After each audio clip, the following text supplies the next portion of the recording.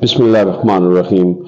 In the name of Allah, the Beneficent, the Merciful, I, Captain Retired Umar, is there again to provide you the information about the D7 visa from Portugal government.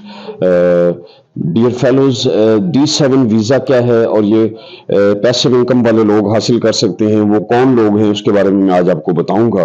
तो passive income वो लोग जिनकी के किसी income के हासिल करने में कोई एक्टिव रोल ना हो, चाहे वो रिटायर्ड ऑफिसर्स हैं जिनकी पेंशन आ रही है, उनकी पैसिव इनकम है, चाहे वो बिजनेसमैन हैं जिनकी दुकानों का या प्रॉपर्टी का किराया आ रहा है और वो पैसिव इनकम है, चाहे वो जमीनें हैं, ऐसे जमींदार हैं बड़े जिनकी जमीनों का किराया आ रहा है, ये पैसिव इनकम है, या आपका एक बैंक में फिक्स्ड अमाउंट है जिसका प्रॉफिट आ रहा है, this all fall in the category of the passive income and you have no active role in earning this money.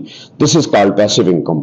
और पैसिव इनकम वाले आसानी से जिनकी 820 यूरो पर मंथ इनकम है, वो आसानी से D7 कैटेगरी वीजा हासिल कर सकते हैं। इसमें आप पर कोई टाइम बार नहीं है, कोई क्वालिफिकेशन बार नहीं है, कोई एज बार नहीं है और आपके ऊपर कोई फिक्स्ड अमाउंट का बार नहीं है।